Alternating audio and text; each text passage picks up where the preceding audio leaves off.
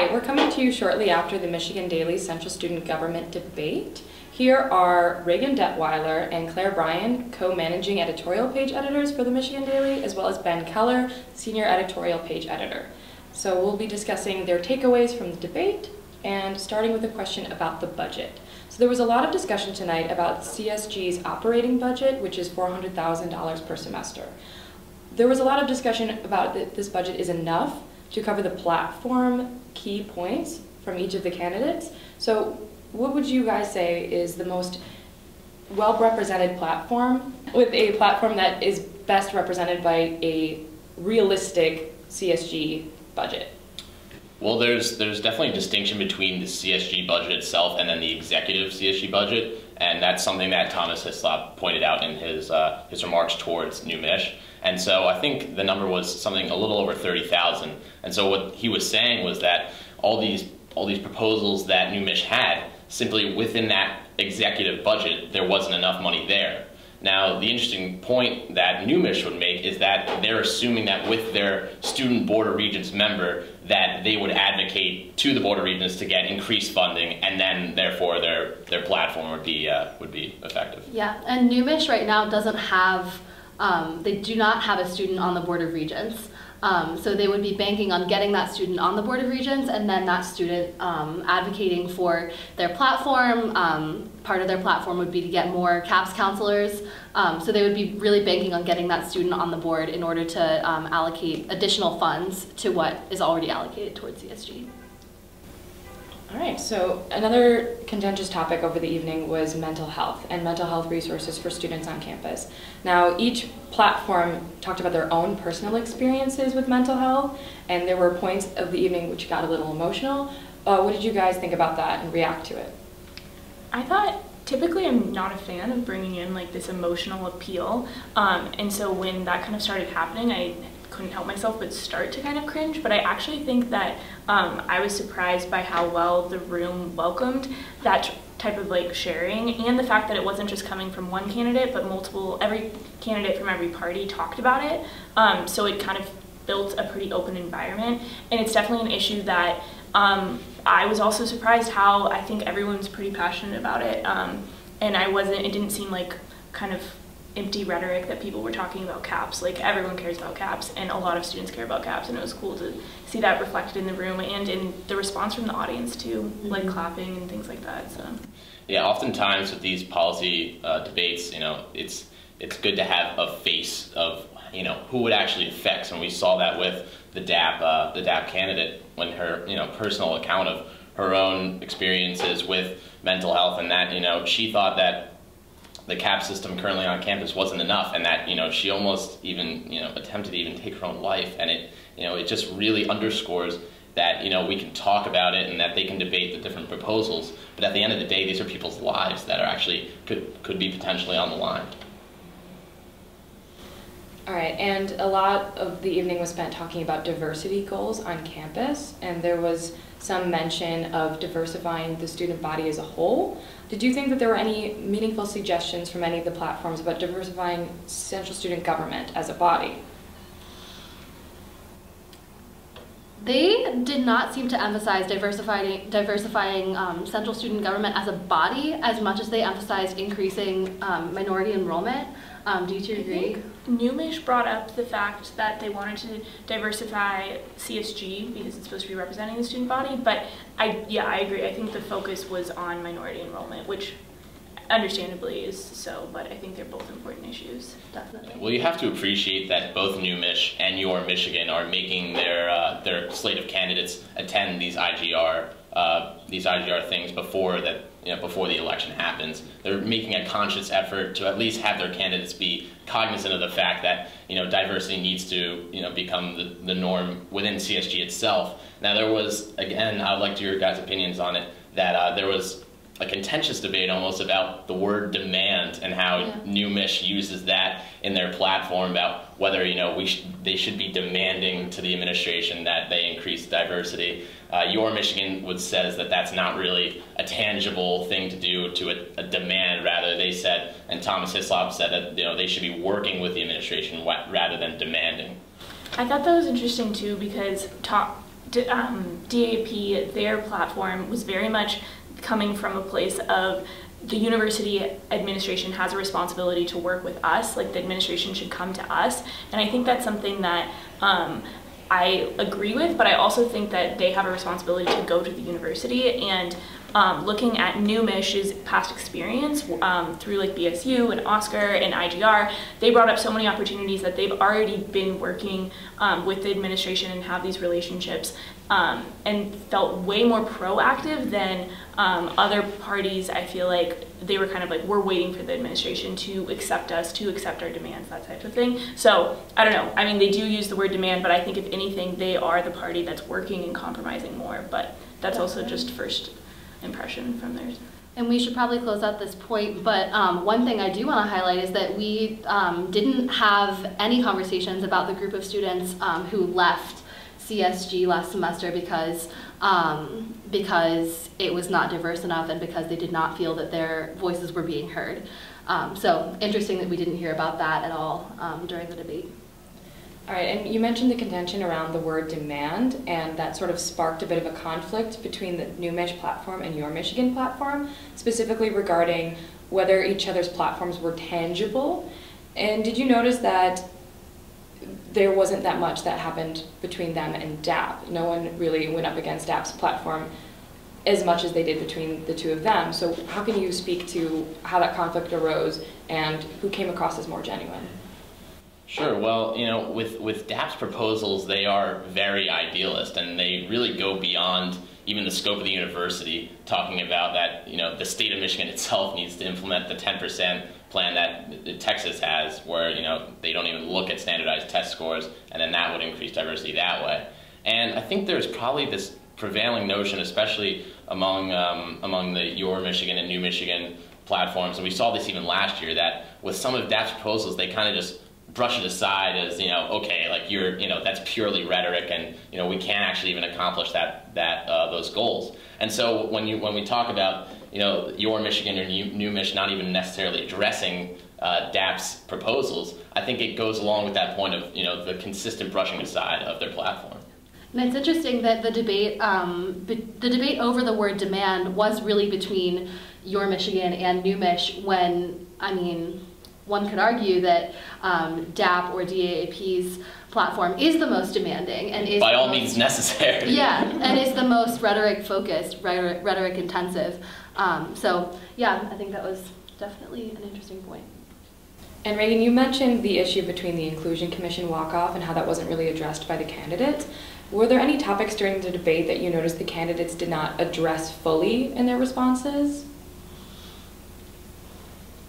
I think something that I noticed was the sexual misconduct and sexual assault on campus. That was brought up as almost like a buzzword, but wasn't really talked about. I believe it was Your Mich's campaign that they kind of started saying that they were going to sit down and look through policy and have like all this tangible change, but then they didn't really have any sort of like reason for why they were doing this, and they didn't have, like, I guess, a background to what it was.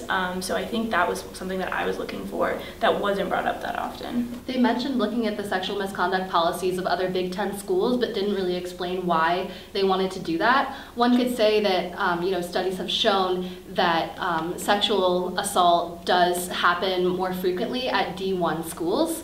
But they did not say that, the Your Michigan candidates did not say that during the debate. So it's unclear why they would be looking at other Big Ten schools' policies.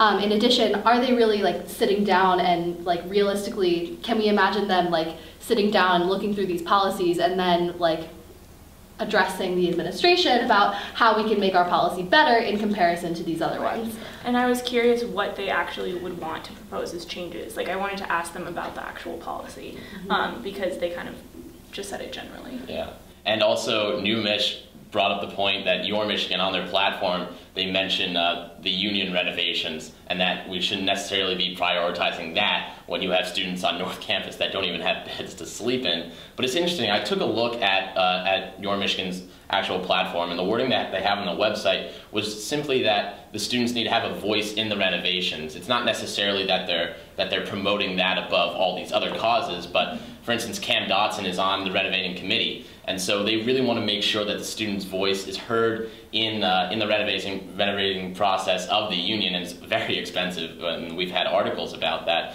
But it is interesting to note that New Mich does bring up this point that, what are you really prioritizing in your platforms when you're talking about this, expansive union renovation when you have students dealing with plights much greater?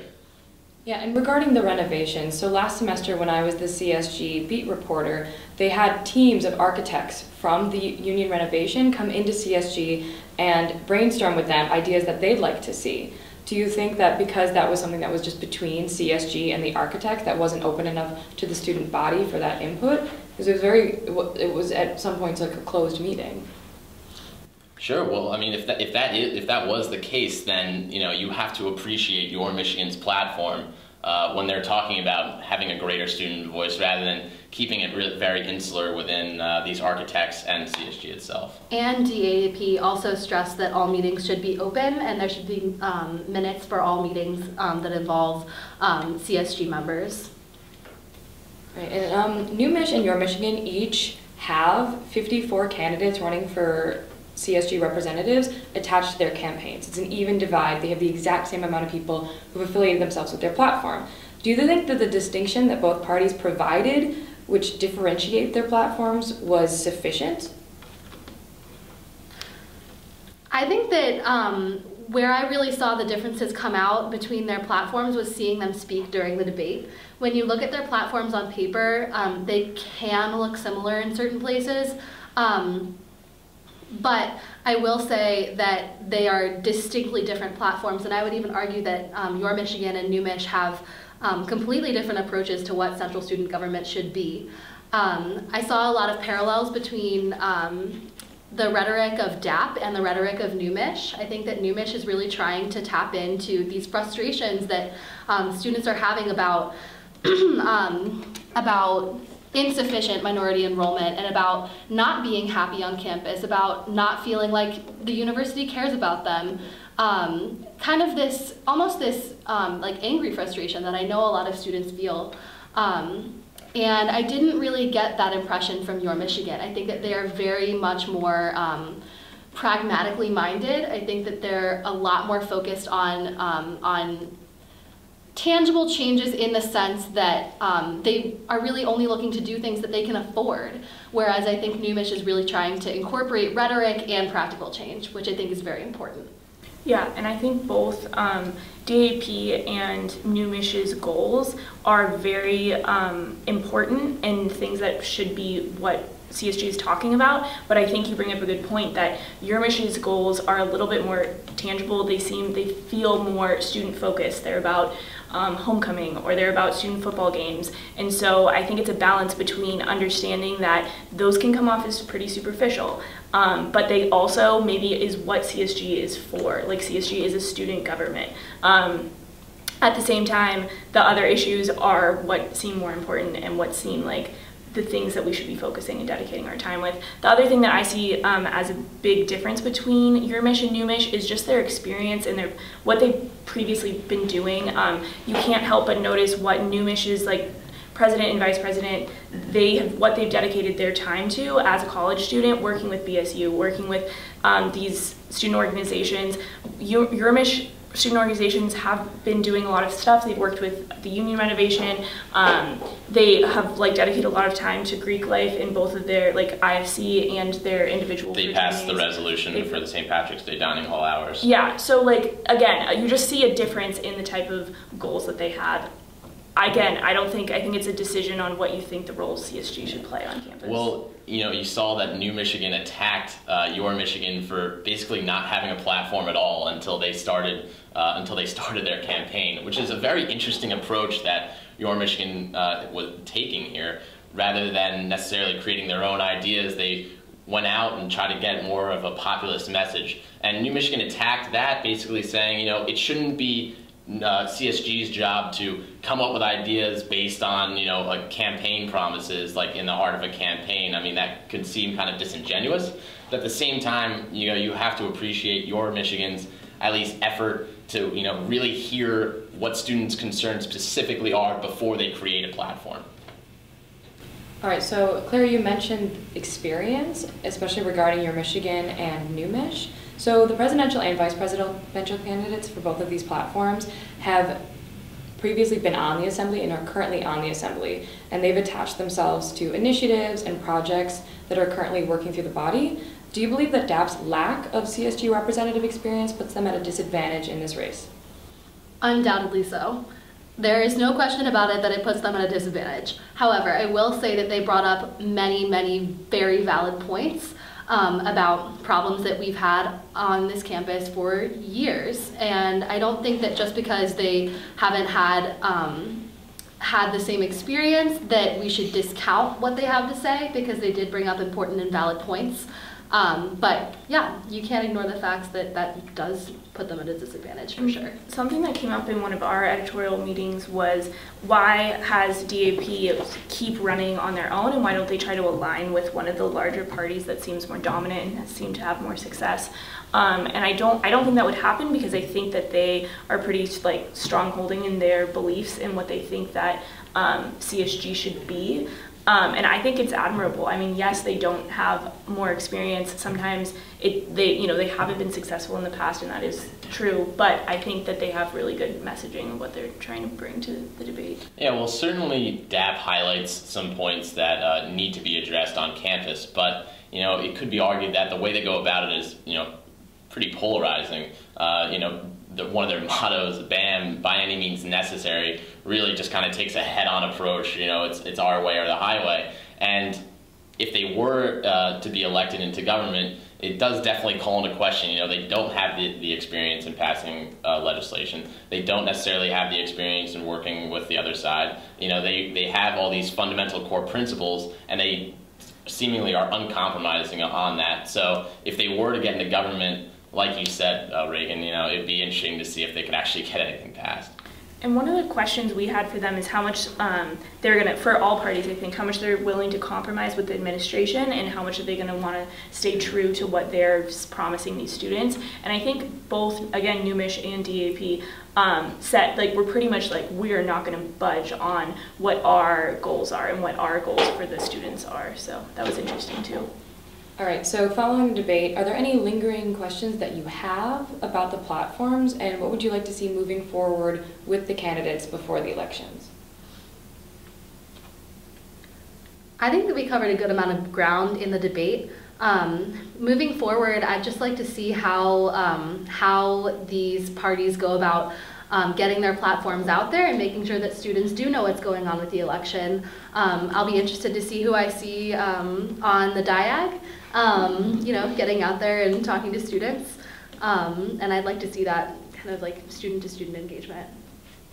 Yeah, I guess lingering questions, which we kind of brought up, is what their relationships with university administration are, and how much they've really been working with them, because I think that's something that's lacking. But then sometimes it has been brought up. I think your Miss brought up that they have good working relationships with university dining and housing. I'd love to ask them more about what their relationships really look like, because that's a huge part of what their job is going to be, is really talking and having a good relationship. Yeah, well, I mean, the scope of this campaign, pretty much, even though DAP is there, the scope really has been on New Mich and your Michigan, the differences between the two. And the main sticking point between the differences is this question of tangibility. Who has the tangible platform? Whose proposals have the greatest chance of being implemented and actually making a difference? Now, your Michigan would claim that New Michigan has this budgeting problem, and then New Michigan would claim that your Michigan has these sort of,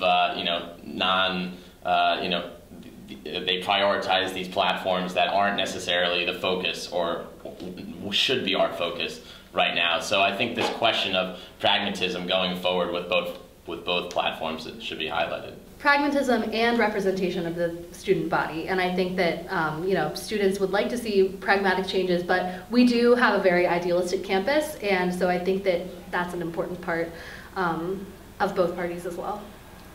All right, so that's all the questions that we have. Thank you to Ben, Claire, and Reagan for your remarks. The Central Student Government elections are on March 23rd and 24th.